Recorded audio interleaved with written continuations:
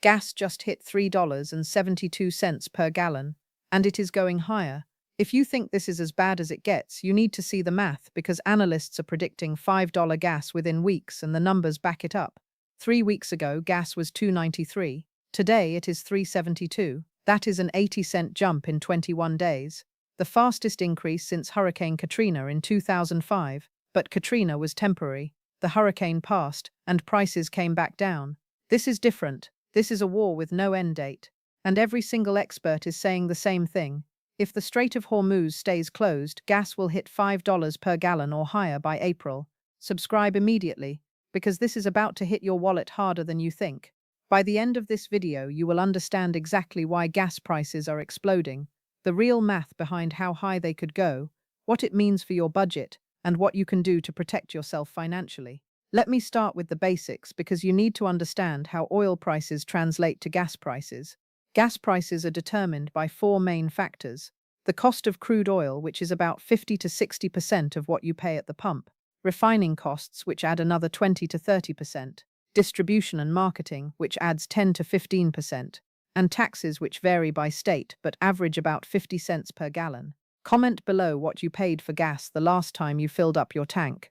The biggest driver is crude oil. When oil prices go up, gas prices follow within a few weeks. Before the Iran war started on February 28th, crude oil was trading around $70 per barrel. Today it is around $103 per barrel. That is a 47% increase, and gas prices have gone up 27%. The math tracks. Now here is where it gets scary. Oil analysts are saying if the Strait of Hormuz stays closed for another month, oil could hit $150 per barrel. Some extreme predictions say $200. Share this video with anyone who needs to start budgeting for $5 gas.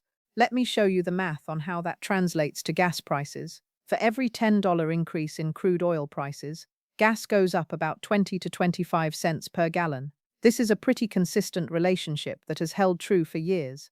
So if oil goes from $103 today to $150, that is a $47 increase. Multiply 47 by 0.025, and you get about $1.17. Add that to today's price of $3.72, and you get $4.89 per gallon, basically $5. That is not fear-mongering. That is just math. Typo CH, if that math just hurt your wallet. And that is the moderate scenario.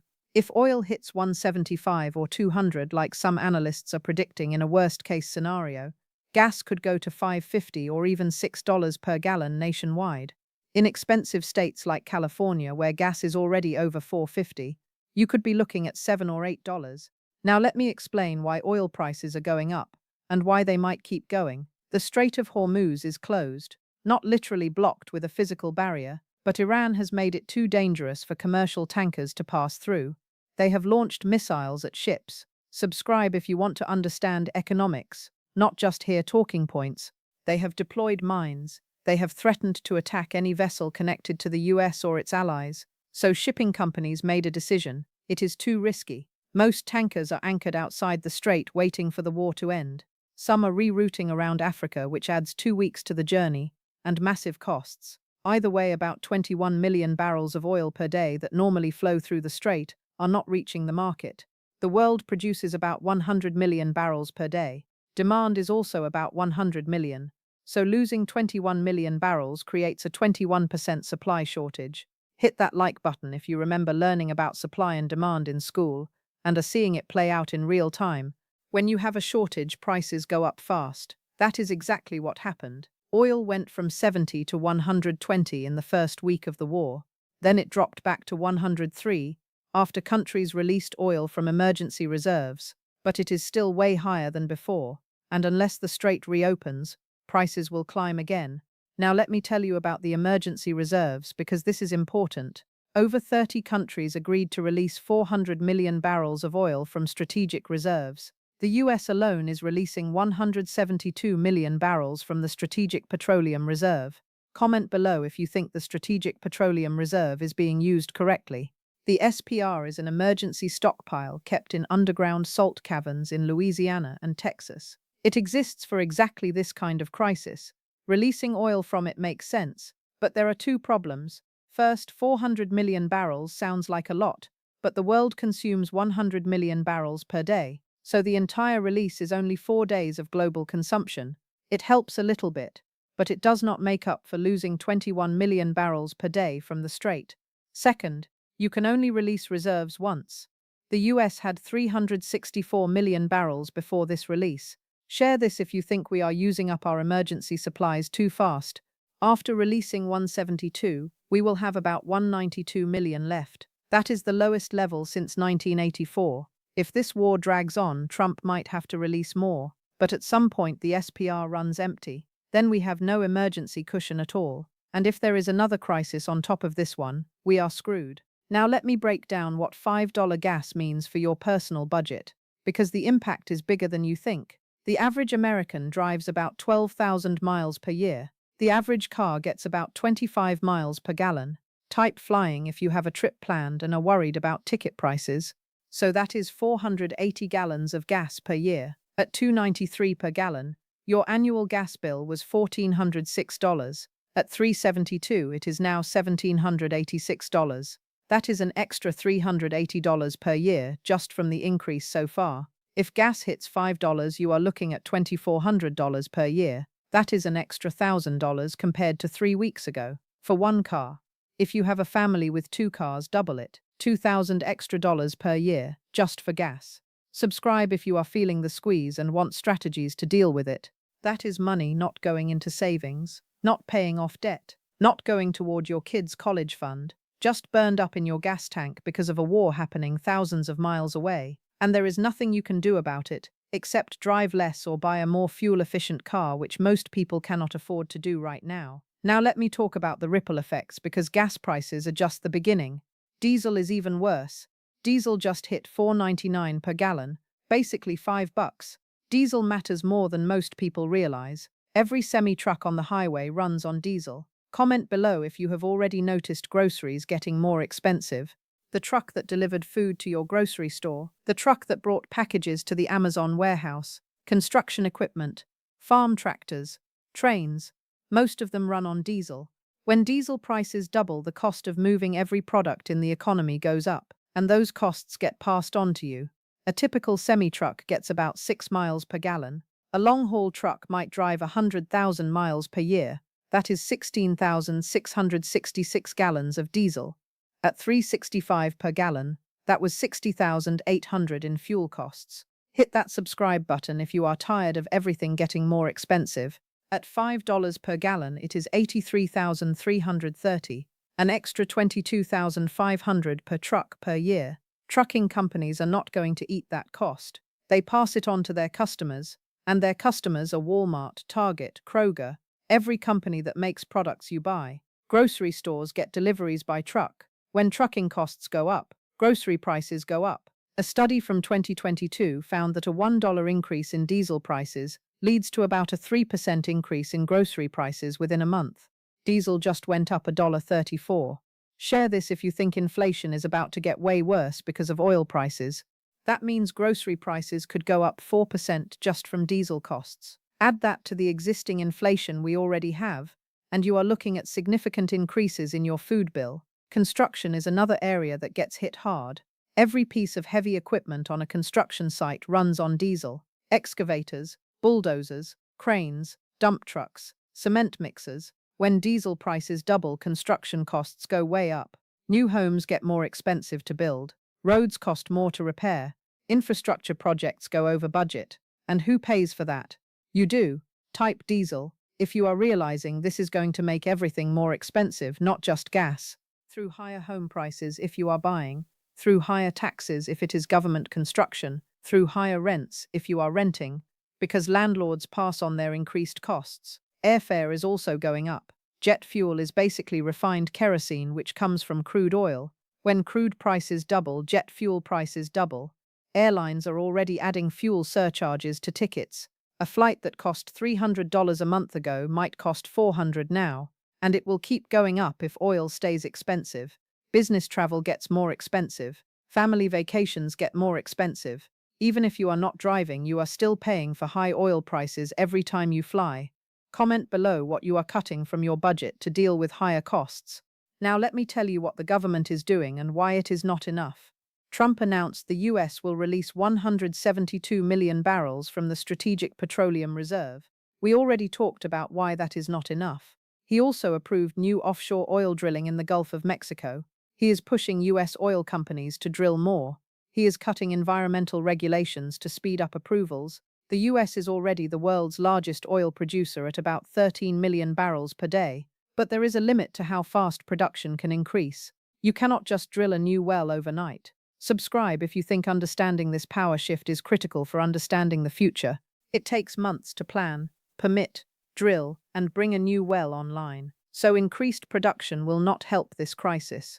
It might help 6 months from now, but not today. Trump also announced the US will temporarily allow countries to buy Russian oil that is already at sea. Since 2022, the US has had sanctions on Russian oil to punish Russia for invading Ukraine. But with the Strait of Hormuz closed, the world is desperate for oil from anywhere. So Trump is giving a 1-month exemption. Russian oil that was loaded onto ships before March 14th can be sold without violating sanctions. Hit that like button if you have been thinking about solar or an EV, and this crisis is pushing you to do it. This brings maybe another million barrels per day to the market. Again, it helps, but it is not enough to replace 21 million. Now let me tell you what is coming next. Because there are 3 scenarios. Best case, the Iran war ends in the next 2 weeks. The Strait of Hormuz reopens. Oil tankers start moving again. Supply comes back online. Oil prices drop back to $70 or $80. Gas prices drop back to $3.20 or $3.30. Not as low as before the war, but way better than now. This is possible but requires both the US and Iran to agree to a ceasefire very quickly. Share this video if you think this crisis could spiral out of control fast. Based on current rhetoric from both sides, this seems unlikely. Middle case, the war continues for another month or 2. The strait stays closed. Oil prices hover between $100 and $120 per barrel. Gas stays between $3.70 and $4.20 per gallon. Diesel stays near $5. The global economy slows down but does not crash. This is the most likely scenario based on current trends. Neither side is winning decisively. Neither side is ready to negotiate. So it just grinds on. And we all pay higher prices for months. Type trust. If you think trust is the foundation of alliances, and Trump destroyed it. Worst case, the war escalates. Trump follows through on his threat to bomb Iran's oil infrastructure on Karg Island. Iran retaliates by attacking oil facilities across the entire Gulf region. Saudi Arabia, UAE, Kuwait, all get hit. Oil production across the region collapses. We are not talking about 21 million barrels per day disrupted anymore. We are talking about 40 to 50 million barrels per day offline. That is half of global oil production. Oil prices spike to $200 per barrel or higher. Gas hits $8, $9, $10 per gallon. Diesel hits 12 to 15. The global economy crashes. Hit that notification bell, because if worst case starts happening, you need to know immediately. Stock markets collapse. We enter a depression. I am not trying to scare you. I am trying to prepare you. Worst case is unlikely, but it is possible. And even if we avoid worst case, middle case is still really painful. Gas at $4 per gallon for months is going to hurt family budgets badly. So what can you do about it? Let me give you practical advice. First, reduce your driving if possible. Carpool to work. Combine errands into one trip instead of multiple. Work from home if your job allows it. Every gallon you do not burn is money saved. If this video helped you understand what is happening and how to protect yourself, share it with everyone you know. If you were driving 500 miles per week and you cut that to 400, you save 4 gallons per week at $4 per gallon. That is $16 per week, or about $832 per year. Second, if you are in the market for a car, prioritize fuel efficiency. A car that gets 35 miles per gallon instead of 25 saves you a huge amount of money. Using the same 12,000 miles per year, example 35 mpg, uses 343 gallons per year. 25 mpg uses 480. That is a difference of 137 gallons. At $4 per gallon, that is $548 saved every year. Over 5 years, that is $2,740. That could be the difference between affording a slightly more expensive fuel-efficient car or not. Third, budget for higher prices on everything, not just gas. Groceries, shipping costs, airfare, anything that involves transportation is going up. Look at your monthly budget and add 10 to 15% to categories like food and household goods. Cut spending in discretionary areas if you can. Entertainment, dining out, subscriptions you do not really need. This is temporary. When the war ends and oil prices normalize, you can go back to normal spending, but for the next few months, tighten up. Fourth, if you have investments, be careful. High oil prices are bad for the stock market. Companies have higher costs. Consumers spend less on discretionary items because they are spending more on gas. Economic growth slows. Stocks tend to drop. If you are young and have decades until retirement, do not panic, sell. Ride it out. Markets always recover eventually. But if you are close to retirement, talk to a financial advisor about reducing risk temporarily. This might not be the time to have 100% of your retirement savings in stock. Fifth, consider energy alternatives if you can afford it. Solar panels for your home reduce electricity costs, which might go up as oil prices rise. An electric car eliminates gas costs entirely. A bike for short trips saves gas and is good for your health. I know not everyone can afford solar panels or a Tesla, but if you are in a position where you can invest in alternatives, now might be the time. Because if oil prices stay high for years, those investments pay off faster. Let me give you the bottom line, because this is not just about gas prices. This is about a fundamental disruption to the global economy. The Strait of Hormuz is closed. 21 million barrels of oil per day are not reaching the market. Oil prices have jumped from $70 to $103. Gas has gone from $2.93 to $3.72. And the math shows if this continues, gas will hit $5 per gallon within weeks. Your budget is about to get squeezed hard. Everything that depends on transportation is getting more expensive.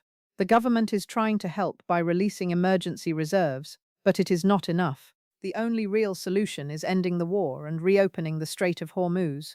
Until that happens, prices will stay high or go higher. Prepare accordingly, cut unnecessary spending, drive less if you can, budget for higher costs, and understand this is not temporary inflation from government spending. This is a real supply shock caused by a war that shows no signs of ending. The economic pain is just beginning.